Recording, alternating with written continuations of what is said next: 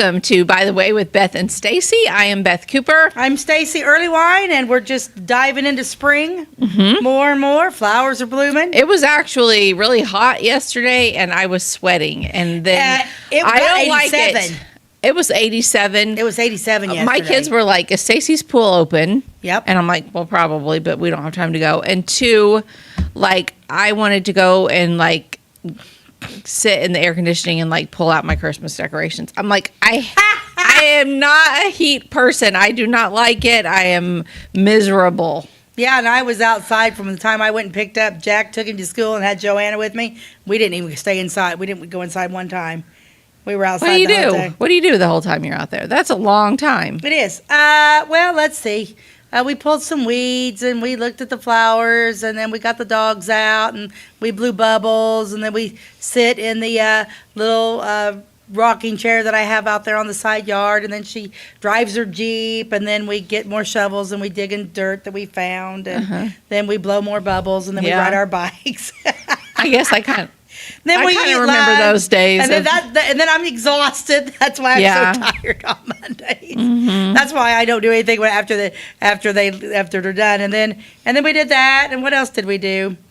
Oh, and then after school, Joanna went home because JoJo had her tonsils taken out last week. So she wasn't like really up to snuff. And then we swing, and we go on the slide, and anyway.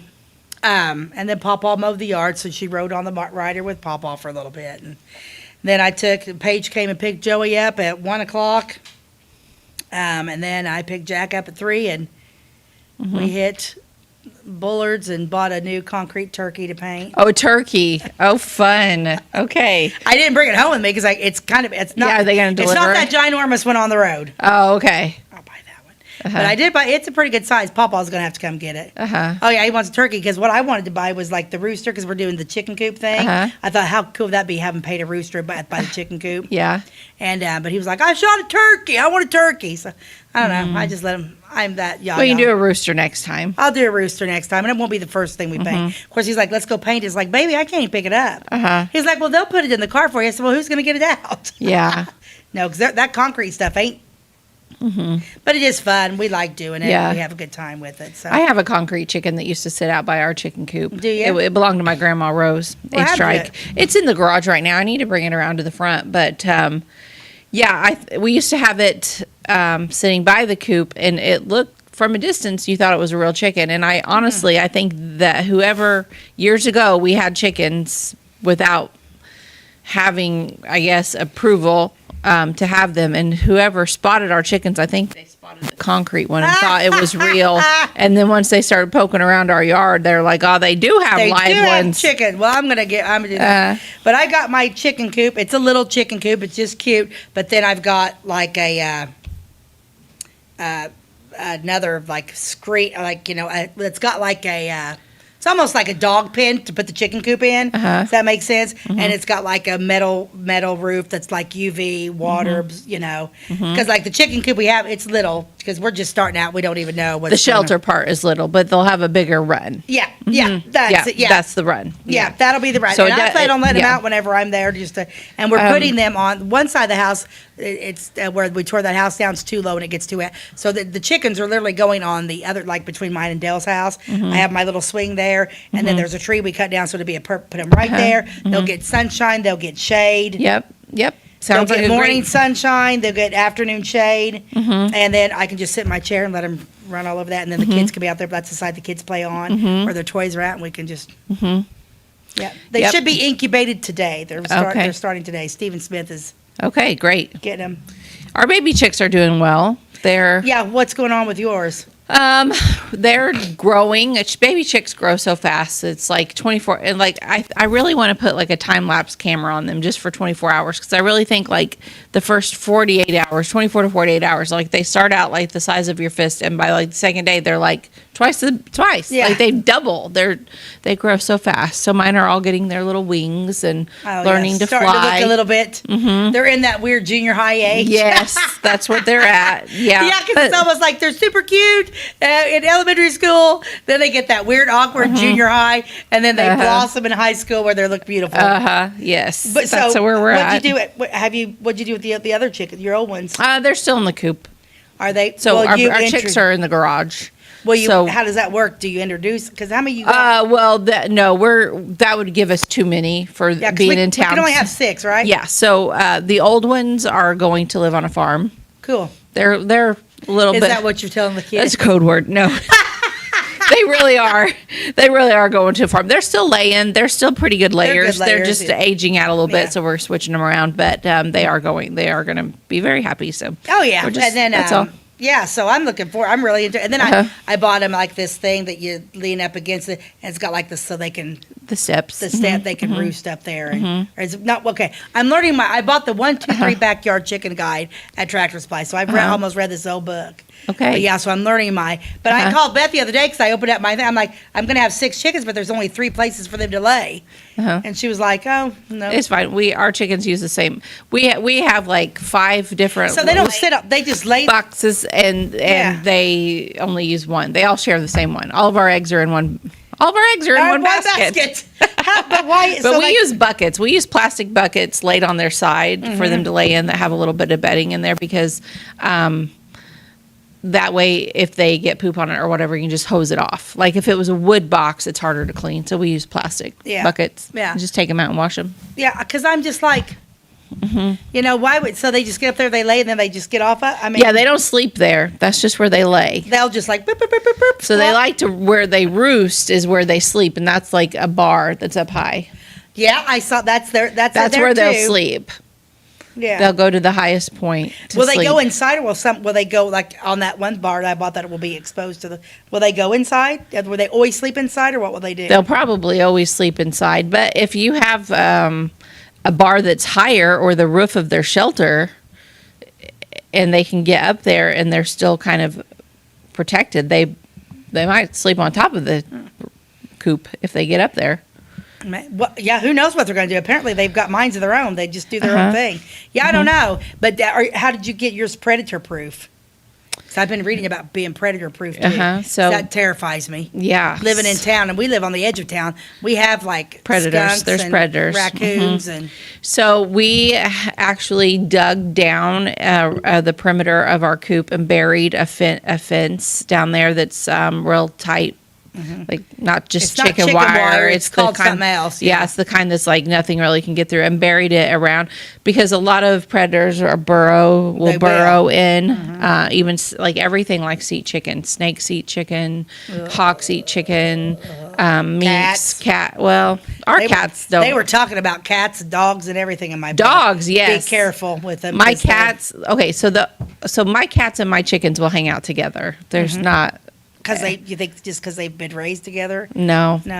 Like this last group of chickens, I mean, our cats are a lot older than the chickens. And the cats there's one cat that has like tried to almost like stalk one of them one time. The chickens can completely defend themselves against a cat. Oh yeah, absolutely. Because all the chicken has to do is like turn around and like peck it and run at it, and the cat backs off. Oh. Yeah, a dog though would grab it. A dog's gonna kill it. Yeah. Not all dogs though. I mean, there's a lot of farm dogs. Like my best friend Jessie that I grew up with down at Harrisburg. Like she has a farm with all the animals, and she's beautiful, like old McDonald type farm. It's like everything is there. All the sheep, all the goats, all the everything. And her chickens are free range. They're just out. And she's got several farm dogs that are out, cats. Yeah. I mean, the dogs are the protectors of the flock. Raptor, I have a Corgi who's not aggressive whatsoever. Saffron, my lab husky, she's the biggest. She's the most gentle giant I've ever had. Yeah, I don't think you'll have a problem. Vixen? She might try, but those chickens are going to be bigger than her. They'll be like, I don't think so. Yeah, I don't think so. They'll be laughing at her. You don't have to worry about it. Yeah, chickens are fun. Yeah, I'm going to, because then I was like, they was talking about burying, and then like even like a, 12 inches around, putting that hard wire down too, so they can't burrow in. It just. Yep, and then we have like a netting over our run, so like no hawk or anything can swoop in. Yeah, so they'll actually, that's how they'll be in, it's a metal roof, this thing that I ordered. Yeah. It's a metal roof, so nothing. It's UV absorbent or whatever, whatever. Blah blah blah blah blah. Yeah, that just keeps even other breeds of birds because birds carry disease, so you don't want the neighborhood blackbirds to give your chickens some kind of sickness. So. Well, we don't want them getting in there and eating all their birds. Mm-hmm. I will say though that we had a crack one time in the back of the coop, and somehow a mouse got in. And I didn't know it because it was winter. And I'll tell you, in the winter, Jason does most of the chicken care. Mm-hmm. He's out there anyway because he parks back there. So he'll feed them and water them. And I'm not always out there. And so mouse got in. I apparently moved in for the winter and had babies. And just in the corner, so our coop, on the interior of our coop, which is more like a shed, half of it, there's a fence through the middle of it, like a chain link fence. Partition wall, whatever. So half of it is for the chickens. The other half is storage for our feed. Mm-hmm. And so the mice were living on the side where the feed was stored. But here's a tip for you. We keep all of our feed in a metal trash can with a lid. Uh-huh. So nothing could get in there. No bugs. No bugs. Basically, it was against bugs. We didn't really think we'd have a mouse problem because we'd built our coop so securely. But you know how mice are. They can get through. Anywhere. Yeah. And they got in and they had this, just get through the little had this family. Wire. Now, you would think that a chicken would eat a mouse. You'd think. No, they were all living in harmony. They were all living in harmony. And when we finally discovered it, we were like, what the heck? Like, there's like 4, 5, 6, 7, 8 mice in here all of a sudden. And like a couple weeks before that, definitely not, because they hadn't been there that long, but long enough to have their little mouse family move in, and they were just going back and forth amongst the chickens. Just having fun. And most of the chickens were inside because it was real cold out, and the chickens were just in there eating their food and whatever, and the mice were just darting in and out amongst the chicken feet and like grabbing some food, and it was just like this happy little farm family. That's weird. Yeah, the chickens left, but Jason took care of it. But yeah, like how funny! I would have thought the chickens would have eaten the mice. Would have eaten the mice, yeah. No, not those. They like their protein. But that particular flock of chickens was very sweet, and they were the ones that were all named after Disney princesses, and they were like pets, and they were very docile and very calm. And do you name your chickens? Usually, yes. Mm-hmm. I'm assuming they're like any other pet. You can tell them apart and. Well, can you? Yeah. So, I've got 3 different breeds coming. Okay, so the first ones that we had we had like 7 different breeds. Okay. Except for Buff Orpingtons, we had 2 of, and so it was very easy to tell them apart. Mm-hmm. And then this last time, we bought chicks like a few years ago when there was like shortage of chicks and it was like hard to get. The hatcheries were all sold out and like you had to book months ahead of time to get chicks, like after COVID. And so all we could get was like 6 of the same breed, so they did all look alike. And so it was, that would be, we don't really know who's who for sure, but we had names picked out. But it was just like you just picked it random. That must it's be not Reba. Like they're gonna call. Yeah, so they were like, then the next ones were like all female country singers, and so I don't know. Yeah, mine are the 6 wives of Henry VIII. Oh, okay, that's good. But I've got 2 Buff Orpingtons, 2 Rhode Island Reds coming, and 2 Black Lace. Oh, nice. So 3 totally different looking birds, and they're all going to be. Yep, they're Henry VIII. So now you know all about our chickens. If I had a rooster, his name would be Henry VIII. Yes. But they're the 6 wives of Henry VIII. You can get a concrete rooster. So that is going to. Because in town, we're not allowed to have roosters in town. And I get that. I'm fine with that. I'm 100% fine with that. I wouldn't want my neighbors to have a rooster. But I wouldn't either. But the hens are so quiet, like much quieter than dogs. Yeah. And if you got that concrete rooster from Bullard's and put it out there, you name him Henry VIII. Yep. And then he has his little flock of all his wives. Of lady hens. Oh gosh, Stacey, I love that. That's a great idea. That's their names. And they got 2. They got 1. We'll do the ad. We're running long. We'll do the ad after we come back from commercial. But I do want to say out at Bullard's, those concrete things are cool. They have a really cool chicken that stands tall, and then one that's kind of like he's laying down with these. Super cool. Oh, I didn't see the one laying down. There's 2. Yeah, you got to. Yeah. I looked at them last week. I'll have to look again. Okay. So anyway, we'll be back. At your locally owned Napa Auto Parts stores in Flora and Louisville, you can count on experts to have the solutions to keep you running on the road or in the field. More than just your car, the Napa Auto Parts stores in Flora and Louisville carry a large inventory of Napa products for farms, heavy trucks, and just about everything that moves. Experienced associates understand your needs and are ready to help with the perfect part at a great value. That's Napa Know-How at your locally owned Napa Auto Parts stores in Flora and Louisville.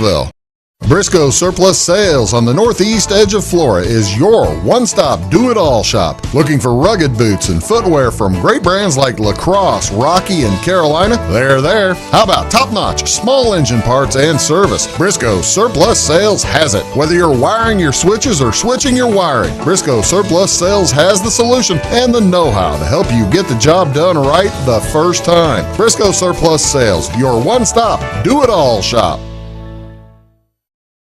We like technology at Flora Savings Bank. Here's what you can accomplish in our mobile banking app in less than 30 seconds. See account balances in your transactions, set up an account alert, make a transfer between accounts, get an alert text message about your transfer, pay a bill, turn your debit card off and then back on. It all happens in the palm of your hand with our free My Bank to Go app. Search My Bank to Go in the App Store or Google Play and give mobile banking a try. Flora Savings Bank, member FDIC and equal housing lender. Welcome back to By the Way with Beth and Stacey. I'm Beth Cooper. I'm Stacey Earlywine, and we got to talking about chickens, which is my new obsession. And so we got going a little long, so we're going to do our ad. Our ad now. And I picked out this one because I'd never heard of Red Rock Cola before. Ooh, me either. Look, Babe Ruth. Babe Ruth says, it's the finest cola drink I ever tasted. Red Rock Cola, 5 cents. Nice. I've never heard of that. I haven't heard of it either, but it does look like it has a red tint to it. Yeah. I wonder. Red dye number 40. Well, yeah, the destruction of the world. Oh, yeah. Started here. Red Rock Cola. Or did that end up turning into, what's the one that's the red stuff that I like so much? Gosh darn it. Red Cola. Yeah, it's not a cola, but it's Big Red. Duh, Stacey. Big Red. I wonder if Red Rock Cola turned into Big Red. I don't know. Ty can Google that. But that's a super cute picture. I like the illustration there. And I saw that. I'm like, Red Rock Cola. Then I realized it was Babe Ruth. And I just watched the documentary on Babe Ruth the other day, which was really good. But, yeah, Red Rock Cola. Did Red Rock Cola turn into Big Red? Nope, you can still buy Red Rock Cola. Let's see. Is it available on Amazon? Where is it available? Pull us up a price. It's a Southern drink. Okay, nice. They have it in the South. I like it. Our Southern friends probably know all about it. Well, they're like, I love what's the wrong South. with you, Beth and Stacey? Why don't you know? The South is my favorite part of the United States. I like the South, too. I just wish it wasn't so hot. I knew that was coming. I do. I love the culture of the South and the accents. The people. And the people are so great. kind, and the styles and the fashion and everything's different. But I always felt like I was in between. Like whenever I was educating for Paul Mitchell, and I'd go to Chicago, they'd be like, "Oh, here comes the Southerner." Here comes the Southerner, they'd say all that. But then whenever I moved to Florida with my sister Diane, they'd be like, "Oh, a Yankee's doing my hair today." Yeah. That's how I feel too, and that's how you know you're right in the middle, really, of the line there. Because, so for my job with the quilt company, I've been talking to instructors that's coming to this big event that we're having in June at Missouri Star Quilt Company. It's called MSA, and there's all these instructors coming for this academy, and one of the instructors is from Louisiana, and I had this long conversation with her. She's very Southern.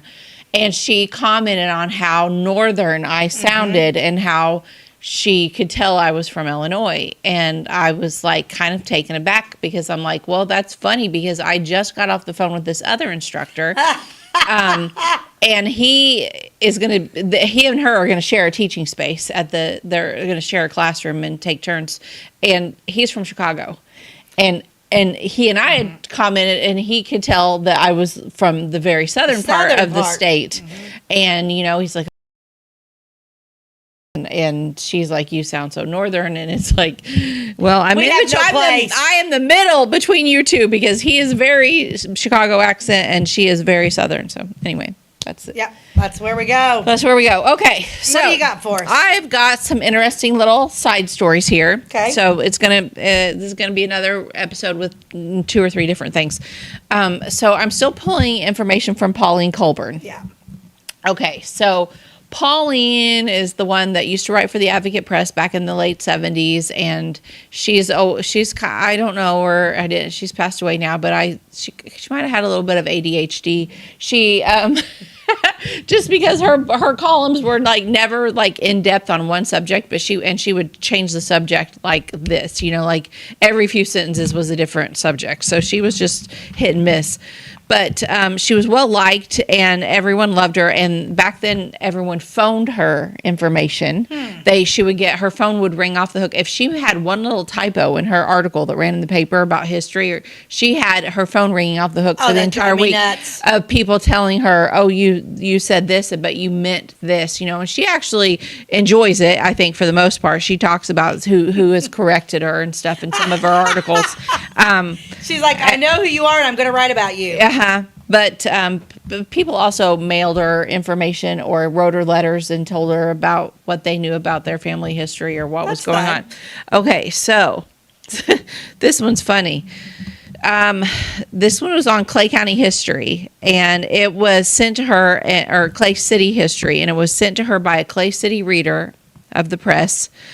And he requested that his name not be used. He wanted her to run this, but he wanted to do it anonymously. You're going to see why here in a minute. She says, I can't say that I blame him. I doubt if anyone in Clay City or elsewhere will go along with this. Okay, so here's what he wrote.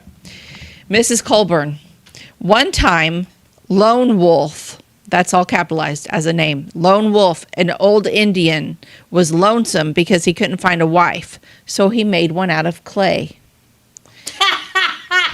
She wasn't much company being made out of clay, so the old Indian built a city around his wife and called it Clay City.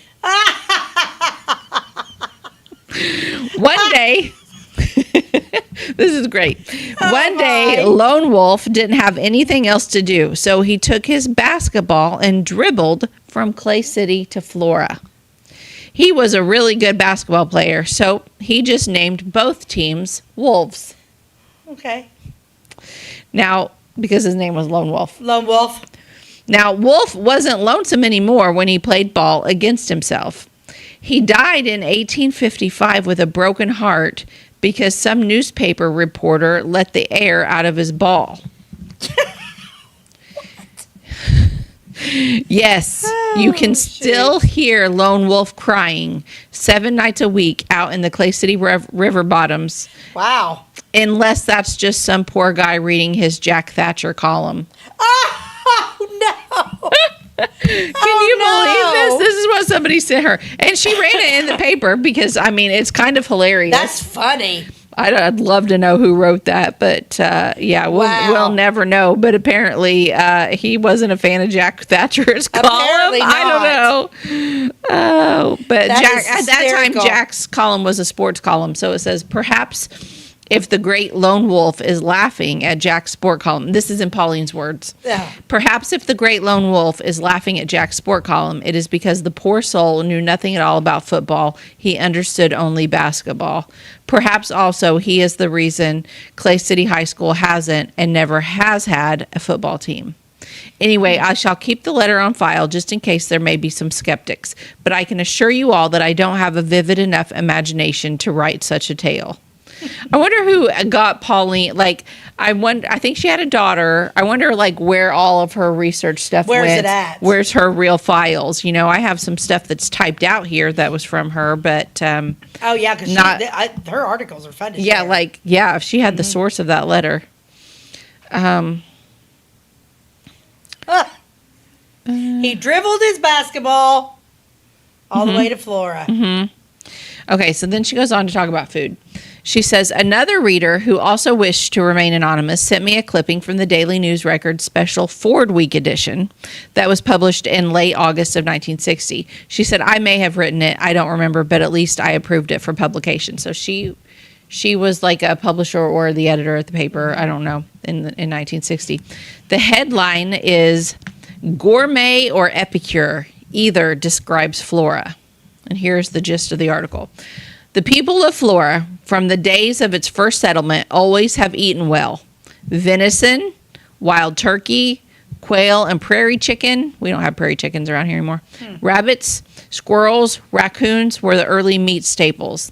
They were supplemented by wild grapes, pawpaws, persimmons, walnuts, hazelnuts, butternut, and hickory nuts.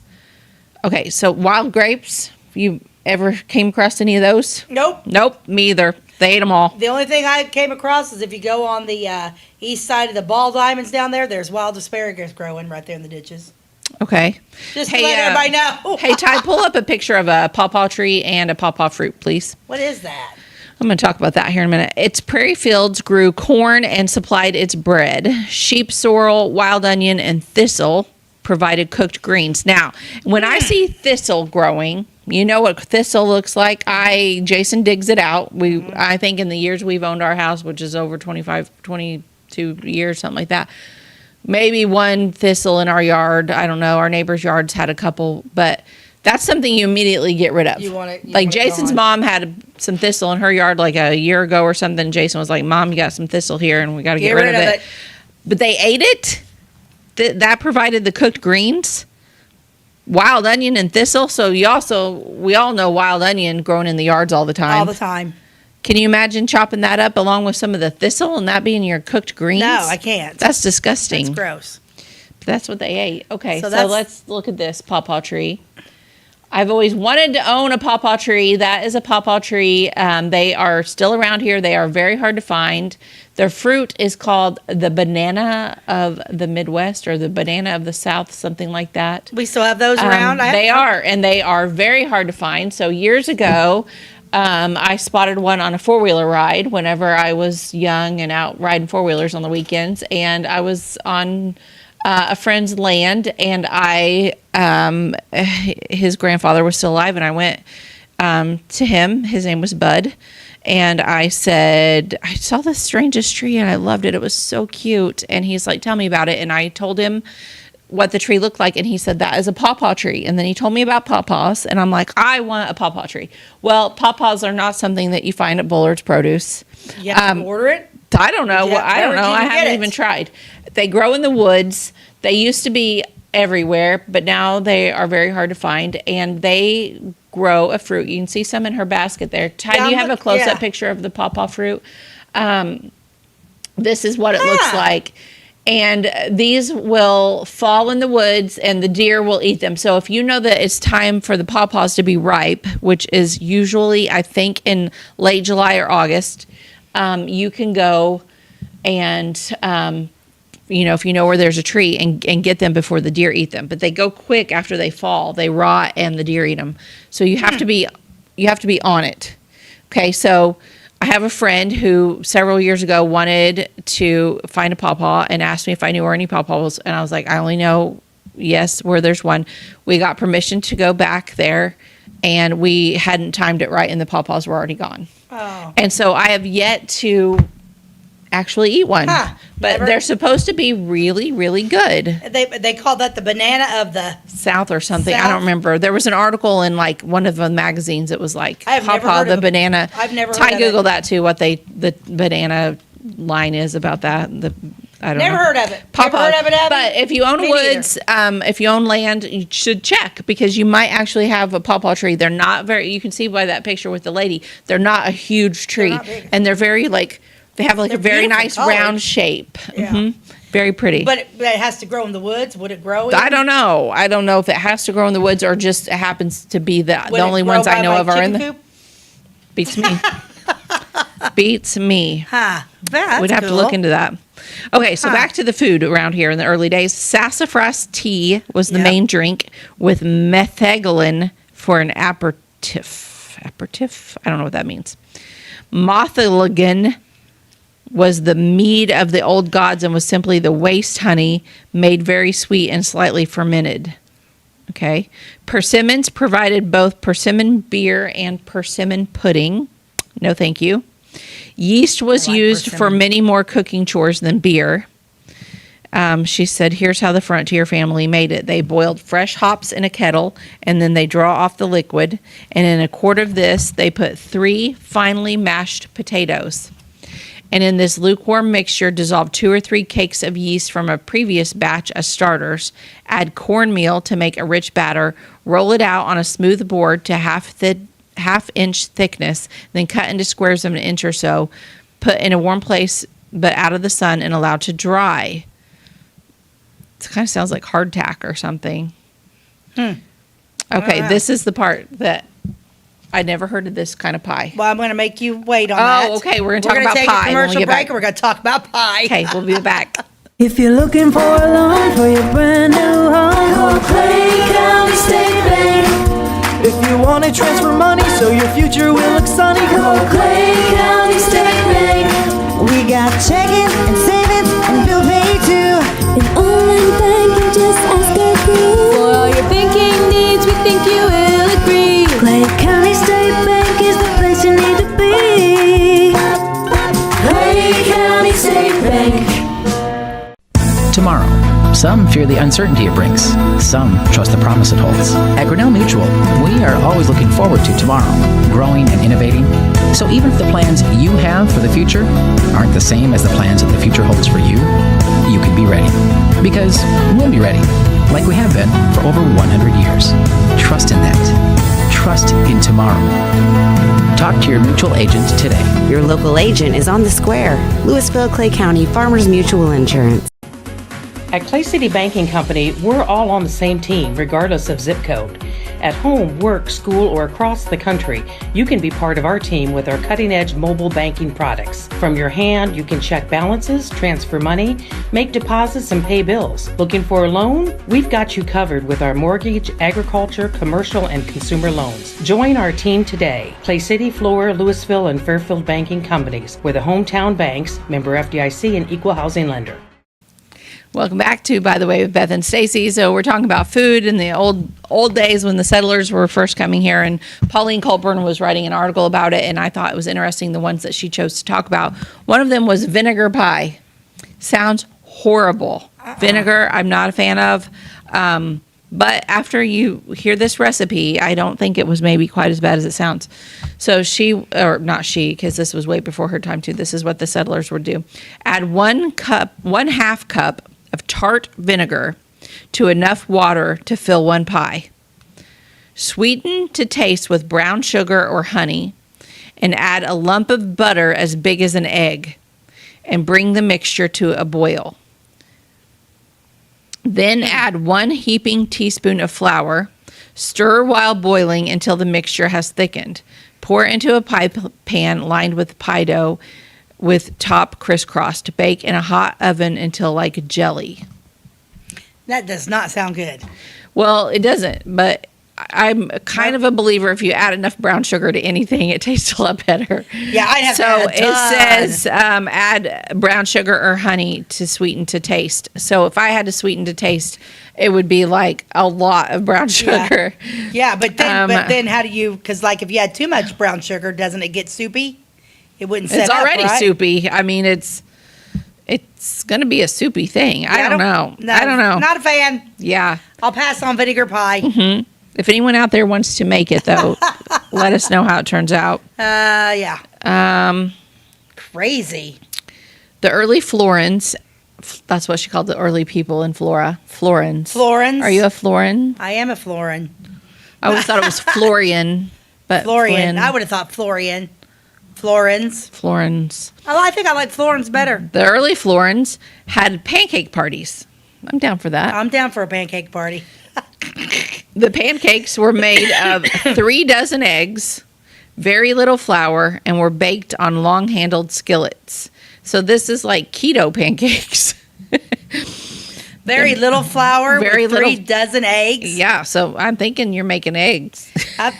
It sounds like you're That just sounds frying weird. eggs. Yeah.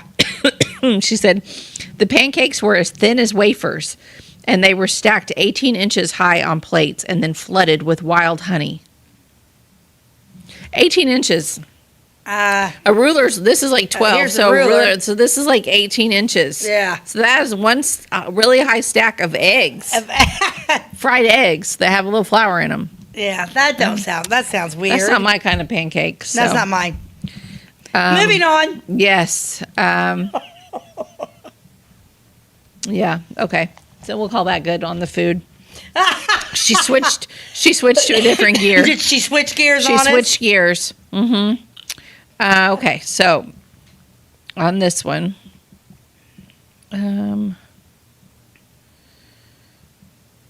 oh yeah, this is a tragedy that she wrote about here, and I kind of tried to look this guy up and didn't really get real far, but he is buried at Elmwood. So they were talking about the B&O Railroad, her and Mr. Hancock. Now, Mr. Hancock ran the funeral home, and Edgar Hancock was his name, and he knew everyone and everything and all about Flora. And I wish I could interview him because he knew it all. And he was what she calls an informant. And he would inform her of all kinds of stories to write about. Now, during World War I, Edgar Hancock worked at the Roundhouse, which was located right across the street from the B&O depot.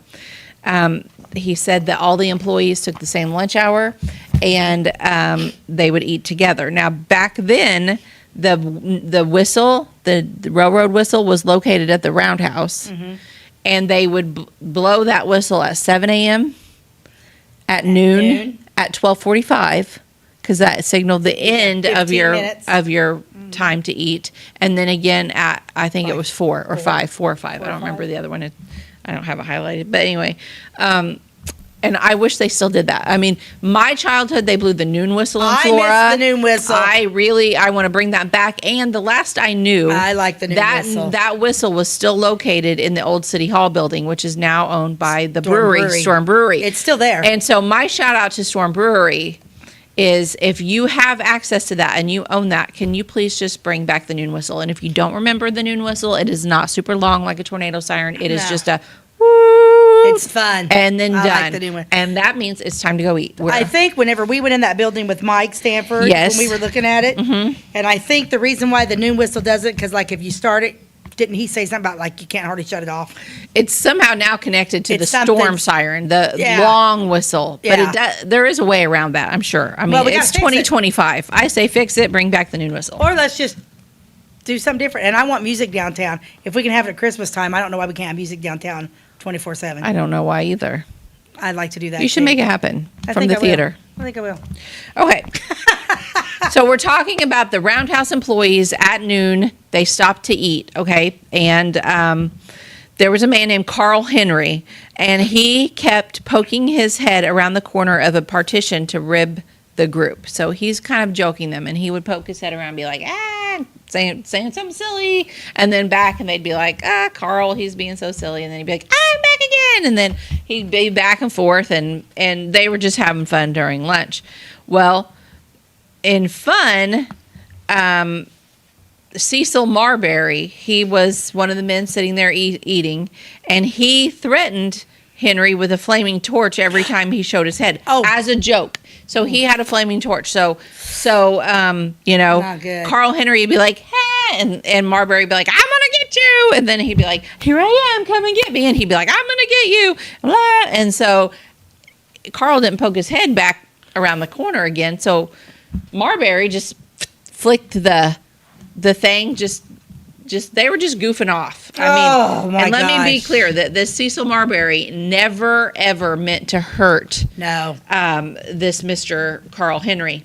And it said the game went on for some time. Mr. Marbury got tired of the game, threw down the torch, and just as he threw it, Mr. Henry showed up again and caught the full blast of the torch, and in seconds he was burned to death.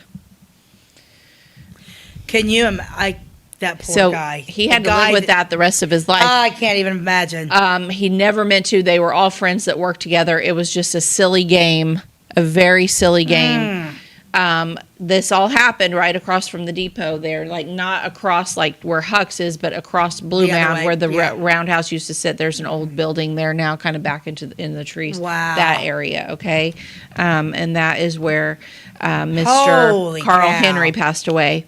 It says no charges were filed, of course, but Mr. Marbury was deeply depressed by the accident. Oh, yeah. And he soon left Flora for another railroad job. Probably changed his life forever. It did change his life forever. I do know that he, at some point, did come back to Flora, though he is buried at Elmwood. They are both buried at Elmwood.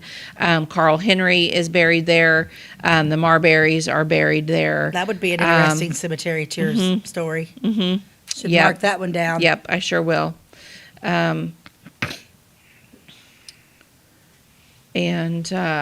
Okay, so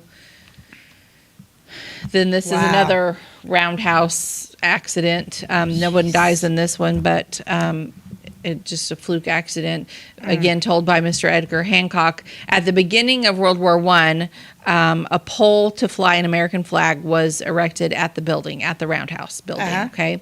One day there was a young man named August Hartman, and he just was walking past the flagpole. Walking past the flagpole.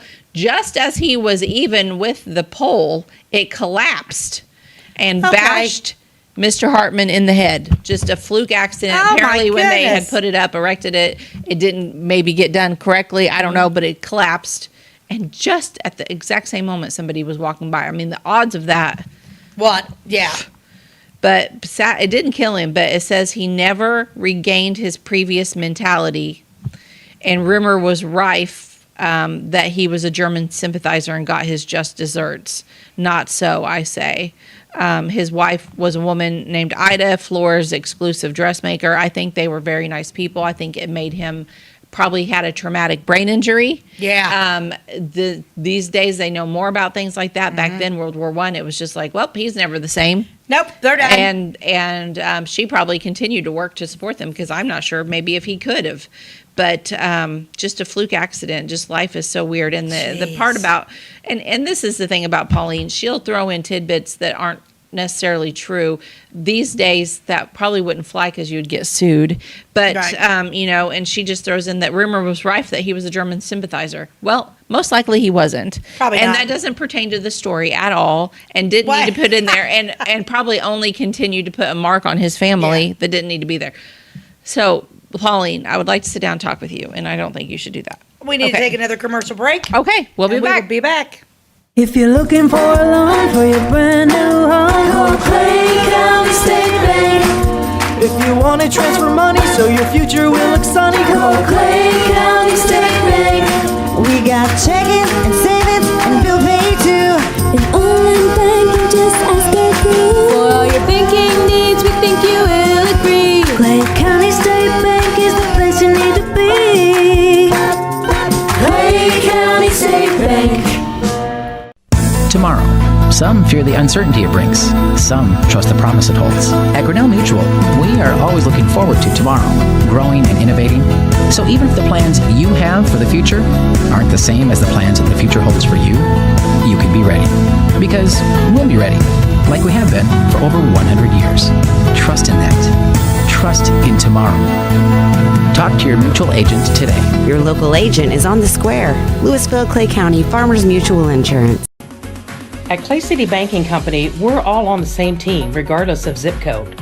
At home, work, school, or across the country, you can be part of our team with our cutting-edge mobile banking products. From your hand, you can check balances, transfer money, make deposits, and pay bills. Looking for a loan? We've got you covered with our mortgage, agriculture, commercial, and consumer loans. Join our team today. Clay City, Flora, Louisville, and Fairfield Banking Companies. We're the hometown banks, member FDIC, and equal housing lender.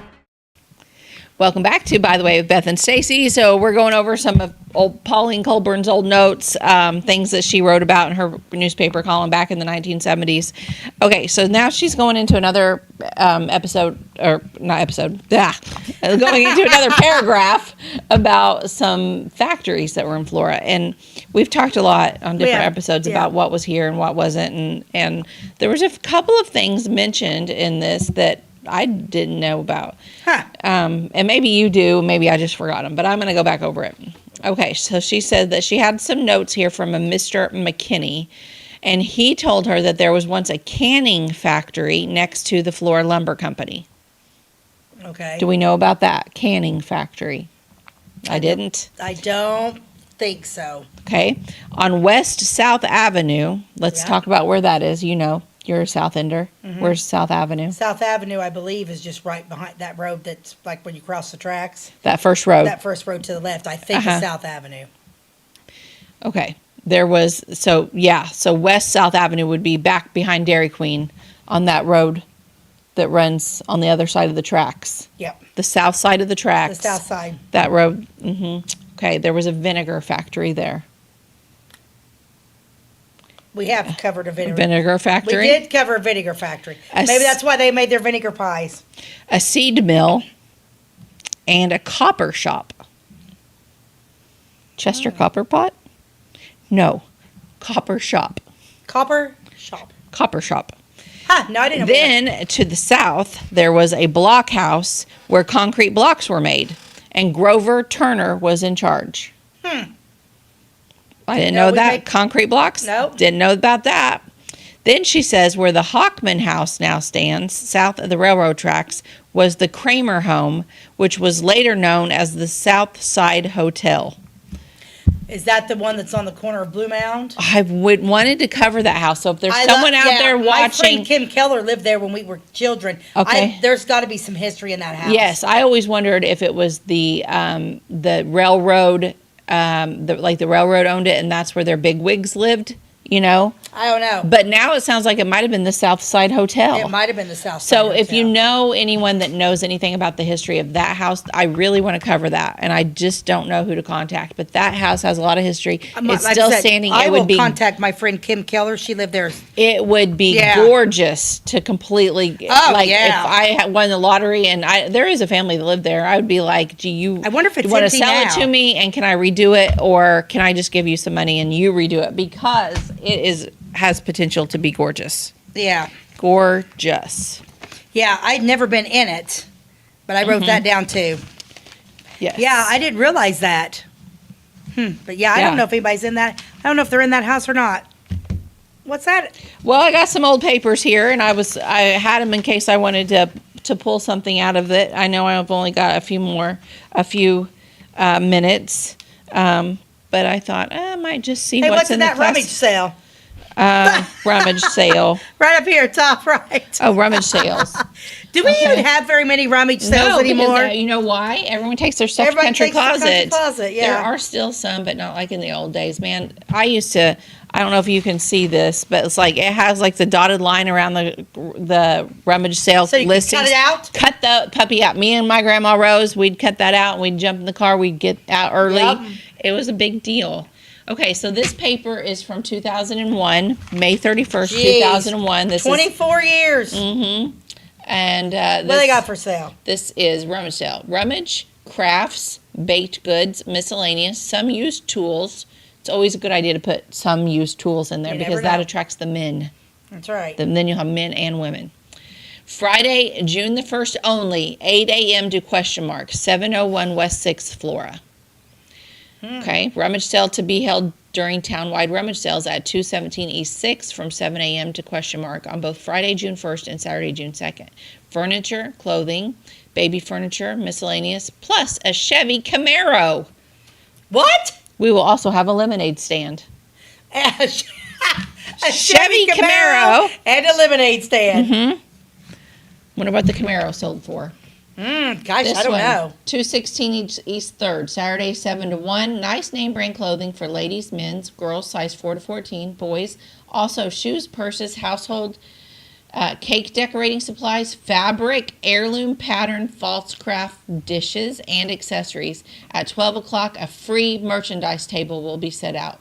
Pool and Whitehead, rain or shine. That would have been Lori Poole, that 216 East 3rd. Yeah. That would be the Victorian. 710 Johnson Street in Louisville, Saturday, June 3rd. 30 running clocks. 30 running clocks. 30 running clocks. Lots of clocks. 30. 30 of them. 3 portable TVs. 4 electric grass clippers, not glass. Grass clippers, otherwise known as mowers. I don't know. 2 wood rocking chairs, well pumps, pitcher pump, electric scroll saw and blades, assorted tools, a box of new electric hardware, wall outlets, wall plates, switches, and etc. Much more. Wow. This one is, okay, Friday and Saturday, 121 West South Avenue, Vicki Johnson's 98 Dutch home. Move, sell with lot. Furniture, clothes, toys, dishes, everything must sell. Man, they were even selling her house. Okay, the last one. 214 East 9th Street, Flora. Clean name brand clothing. Girls, junior to pretty plus. Boys, 8 to 16. Some men, women's, knickknacks, and miscellaneous. Love me a good table of knickknacks. I love a table of knickknacks. Yes, I will always shop the knickknacks. What's for sale up here? See that for sale? Brass bed, queen with orthopedic type mattress and frame, still in wrapper. Cost $700. Will sell for $320. There you You know why they're asking $320? Why? They really just want $300, but they know someone's going to say, "Will you take less?" Will you take that? Yeah, $300. $300. It came down $20. All right. Set of aluminum steps for sale. 4 steps with platform, $80 or best offer. Set of running boards to fit a full-size truck, $75. See, this is all before Facebook Marketplace. Oh, yeah. But here's the best one. We're going to do a personal ad. Okay. Because back in the day, the classifieds are where you could find cars, washers and dryers, or a mate. Okay. Or mate. Nice. A mate. Personals. Wanted. Single female.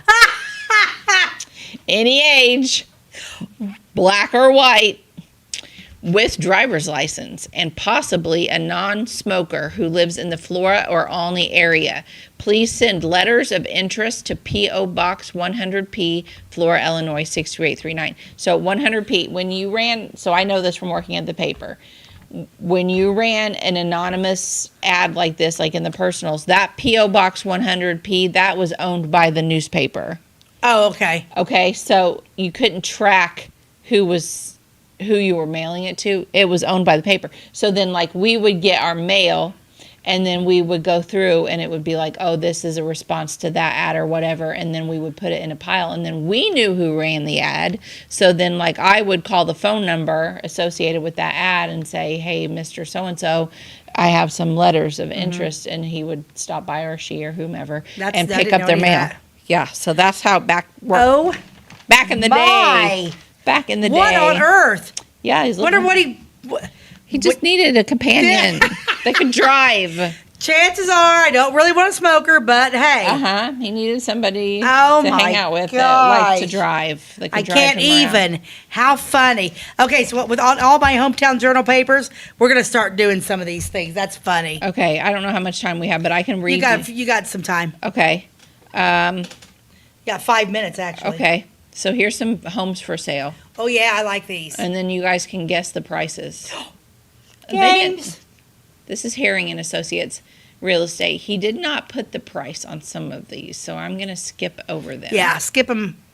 Oh gosh, did he put the price on any of them? Nope, he wanted you to call. Oh, man. There's only one that has the price, and it's a commercial building. Okay. It was the Werico building on West North Avenue. Now, that today is a liquor store. I don't know the name of it. It used to be the gas station Werico. Kind of something Hawk? On Friday and Saturday nights, that was the place to be, and all the kids were cruising town. That was where we stopped to get gas.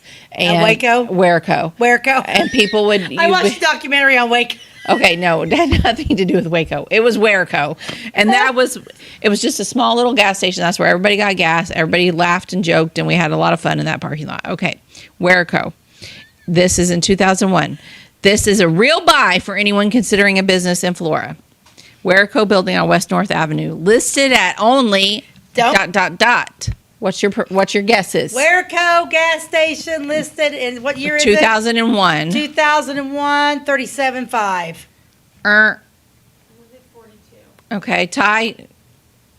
Abby said 42. Stacy said what? 30? 37.5. This is a business. So they're asking? We'll do 35. 35. Although Abby gets the bid because she was the closest one without going over. Listed at only $75,000. Well, I should have known it was the business. Yep. But you could have bought a gas station. And there was probably, gas pumps buried there. Well, yeah. That's all EPA and everything. So that's expensive. So that's probably, let me see if I can find other real estate ads in here. Yeah, I can't believe he didn't put any prices. Yeah, he wanted you to call. Hi, That way sneaky. he knew who was interested. Smart marketing. I know. Smart marketing.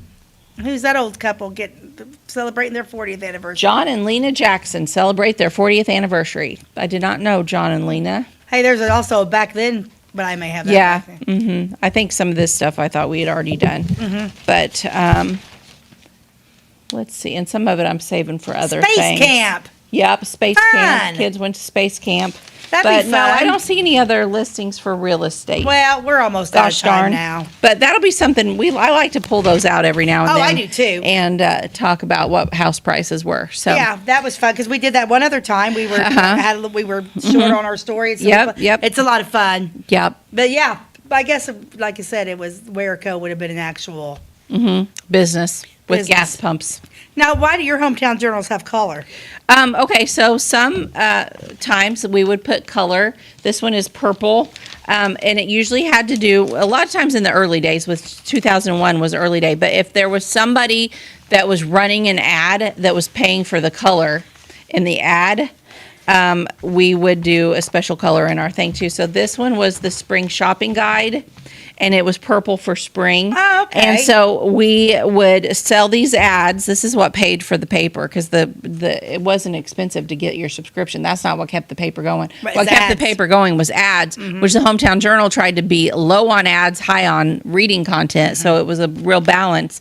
But this was a special spring shopping guide, and it ran for like 1, 2, 3, 4, 5. This would be 6 weeks, and these businesses would pay to be in this, and for 6 weeks total. And then every week, a different person got the big one. Oh, okay. So like the week after this, it might have been Pizza Market was over here. But they paid extra for these ads because they had color on them, and that really caught people's eye. That's cool. Yeah, so it does. it was Yeah. a selling feature for those that worked at the paper. Like, hey, we have a color option coming up, and since we were already paying the price for the color at the Yeah. printer, because these were printed in Olney, then we would put some on our front page too. That's and it was awesome. really pretty. So That is that one was cool. purple. This one was red. But yeah, they didn't all have that, but just some of them. All right, we're down Okay. to the last few seconds. All here. right, hit us with something funny. Not that one? No, it's funny. Okay. When I was in college, I got really drunk one night Uh-oh. and woke up the next morning in front of the toilet.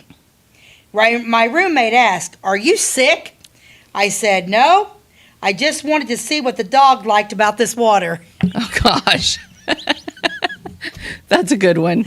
Yeah, That's a really good one. I like That's it. a good one, and we are. You can tell we're out of people time. So we're anyway, gonna be you done. can find us on Wabash Catch TV, channel 100, Monday through Friday at 11 a.m. and again at 3. Our new episodes air on Thursdays and Fridays. You can also find all of our episodes on YouTube. Just type in Beth and Stacey, and it will come up. Click on our picture, and there's our videos. So that is it for today. And until next time, we'll see you later. God bless you, and have a great day.